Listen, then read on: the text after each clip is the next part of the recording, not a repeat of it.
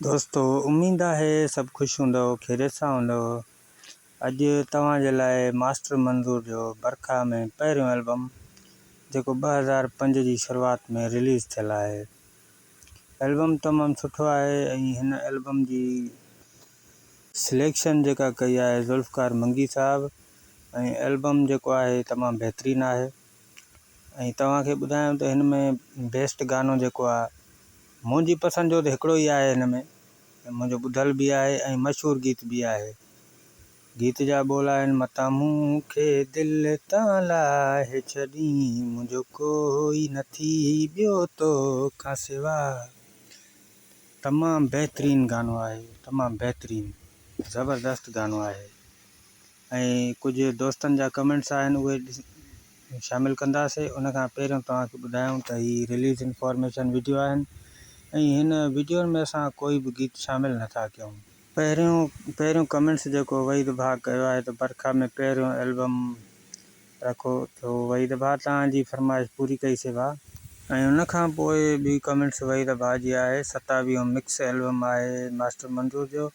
सिराज अमन लाचारी भाउ लिखियो आहे त एल्बम 27 जो फ़ोटो जेको आहे 22 एल्बम मां खयो वियो आहे।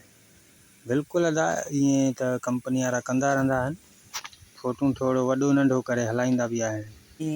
ऐं तव्हांखे ॿुधायूं त मास्टर मंज़ूर जे 27 एल्बम ते कमेंट्स कोन आया आहिनि, बिल्कुलु न।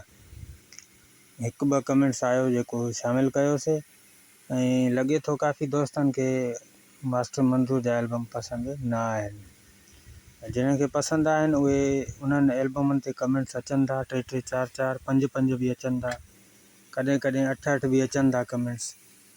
बहरहाल हर कंहिंजी पसंदि आहे। ऐं तव्हांखे ॿुधायूं त हाणे हिन में गीत कहिड़ा कहिड़ा आहिनि। पहिरियों गीत जेको लिखियो आहे ज़ुल्फ़कार मंगी साहब लिखियो आहे। गीत जा बोल भला लिखिया अथई, बहितरीनु लिखिया अथई। गीत जा बोल आहिनि मुंहिंजा सोहणा सनम। ऐं उन खां पोइ गीत लिखियो आहे अब्बास मल्हा साहब, विछड़ी वियो जानी। ऐं उन खां पोइ आहे शाहिद जतोई साहब जो कलाम आहे, विसरी वियो सनम।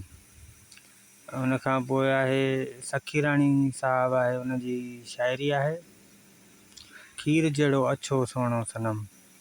उन खां पोइ आहे जावेद कलोड़े साहब जो गीत आहे, मिठे दिलबर जी मिठी ॿोली, बहितरीनु गीत आहे। उन खां पोइ आहे ज़ुल्फ़कार मंगी जो मशहूरु गीत मतां मूंखे दिलि तां लाहे छॾी।